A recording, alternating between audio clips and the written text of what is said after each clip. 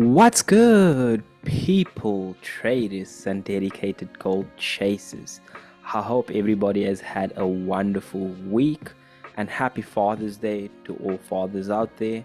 And if you're listening to this and you have a father and you don't have a father, happy Father's Day to your fathers too, whether they're in the picture or out the picture. Happy Father's Day. Anyway, let's jump straight into the shits. So, as you can see, we're looking at my journal and my annual journal. We've taken 75 trades so far with a 56% win rate and a total of 9R. Now let me just filter for this month, and as you guys can see, for the month of June we've taken 10 trades so far with a 70% win rate and a 5R return.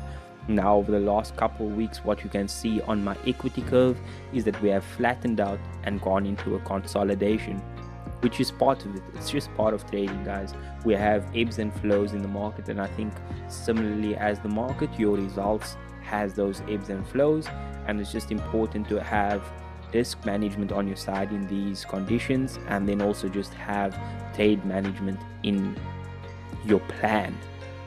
Anyway, jumping straight into this week, you'll be able to see that I've taken 3 trades so far with a 66.67% win and break-even rate for a return of 0.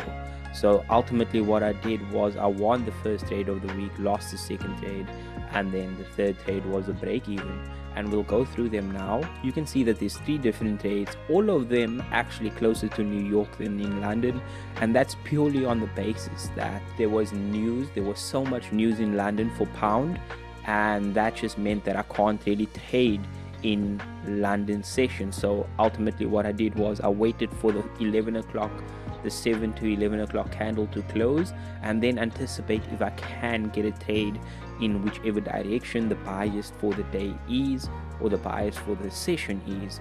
And that was simply it, guys. That was simply it. That's all I did this week, and you can see I followed the same process that I follow every other week, and it just resulted in a 0R.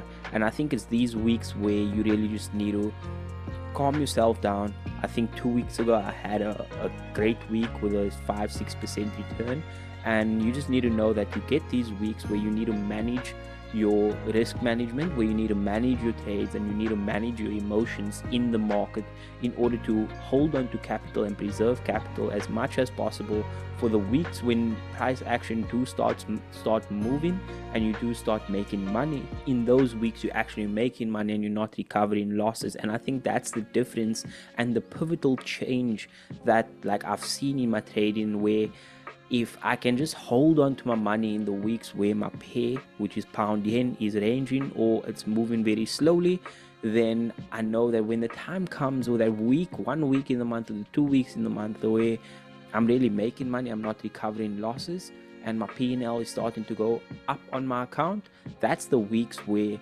you really start to see the movement. And that's what most professional traders go through, is quiet weeks in the month, and then a good week, a breakout week, and then that week gives them a good P&L for the month of 4-5%, and then they move on to the next month, and it's the exact same cycle every month, every quarter, every year, and they satisfied with 5-6% for the month. So don't chase too much if it's not in your trading plan. If it is in your trading plan, go ahead and chase it. But yeah, ultimately let's jump into the first trade of the week. First trade of the week was a double top. As you guys can see, price action, actually let me see if I have the 15-minute time frame. What you guys can see is that price action had created this level actually in the market breaking structure. We then came into the level, pushing to the downside without breaking the new structure, and once we came back into this point of interest that we formed over here, now yes, I remarked it on these areas here because we did leave imbalance to the downside. When we came back into these areas and we got this big push to the downside, the next 15-minute closing, breaking 1 minute structure, as you can see here, we broke 1 minute structure, forming a new area in the market where if price breaks below and closes below, we could potentially see price action pushing to the downside. And now what do you see? What happens after that is that there's just a continuation of structure, and structure holding its lower highs in the market. Each time price action came back up into a lower high, well, this was the first lower high. We then formed these lower lows. We then created these lower highs. You can see that we never really broke previous lower highs, and then we pushed down to the downside, hitting take profit. And it's a simple trade. I don't really get too much double tops in the market or point of interest. Usually I have breakout trades, and then on that same day I took another trade, which was a breakout of that 15-minute level. So there was a previous 15-minute level on the left hand side. After hitting TP in and around these areas, I then went ahead and anticipated that because the 15-minute closed below these areas, there's a high chance that after price action pulled back to the upside and pushed to the downside, that if we trigger me in, we should hit TP. Now this got quite close to TP, and then it just reversed, and it is what it is. I think the move in and of itself, the impulsive move, was done. But even if I missed the double top and I took this as a breakout trade, I would have felt fine losing this because I followed my plan to a T, and there's nothing that I would have wanted to change for this particular trade. It's a loser, and it goes against my winners, and it just tells me that the numbers play out, and you lose in order to take wins, and you win in order to take losers, and that's that. The third trade of the week, what you can see is that we had, let me actually show you guys from the 15-minute first. Now this is the after. You can see that we had the break above these 15-minute areas right here, and then once we got the break above, I simply went down to the 1-minute time frame and I asked myself, where is the most recent structure? And you can see that this is the most recent higher low in the push phase. And the reason why I'm saying this is the reason higher low and not this is because price action didn't quite really break above these areas until we broke in this push. And so I placed my buy stop, price action triggered, and we had a clean push to the upside, going past 1-to-1, resulting in me moving my stop loss to break even, going past 1-to-1, missing my TP by about 10 pips, and then we pulled back. And I think after this, price action just stumbled, and I'm grateful for my management system. I'm grateful for me being able to put the time in on the back end in back testing and in forward testing to realize that at 1-to-1 you go break even, and if it takes you out at break even, it's more likely than not going to take you out for a stop loss. So that's why we have these management in place. And I think overall, although it was a slow week in terms of number of trades, I think that there's not too much that I would change from the result, just because this reaffirms that you get slower weeks in the market, and that as long as you manage your emotions and your will to trade,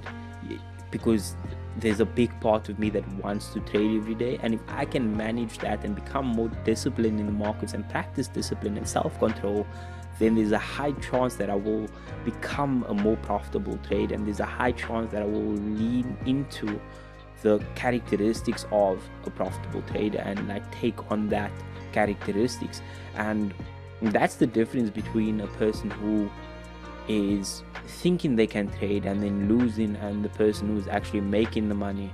It's the fact that they know when to stay out of the markets, and not necessarily know when to stay out of the markets, but they know that their plan is this and they don't do that. And that's the difference, literally. And if you have a defined plan and you have rules that you can follow, you have a measuring tool, and you can measure whatever your losses are, your break evens, your wins, against something that you've placed, that you have in place. And as long as you trade in according to that plan and you're not going outside of your plan, you should be able to make adjustments because you have the measuring tool. And speaking about the measuring tool, the grading system, I hope that you guys actually checked out our podcast that we dropped on Friday. It's a really good conversation that myself and Sam had on how do you know if you're really going to if what you're doing in your process of whatever your process is, in this case prepping for a challenge, how do you know if your steps that you're doing will actually lead you to success in that particular process or in that particular area and goal that you want? And I think it's just about having a plan and being able to grade that plan and grade your execution of that particular plan, and grade yourself against something. And once you can grade yourself against something, I think there's a high chance that you will be able to grow, and you'll be able to see movement, and you'll be able to Understand that everything in life is achievable, dependent on how much you put in and how much you're willing to put in. So from your boy Marcy at the Modern Day Trader, I hope you have a wonderful week. I hope you bang it out the park this week, and I hope that it's a profitable one. And guys, please don't forget this saying: your unmatched perspicacity coupled with your sheer indefatigability makes you a feared opponent in any realm of human endeavor. So from your boy Marcy at the Modern Day Trader, peace out.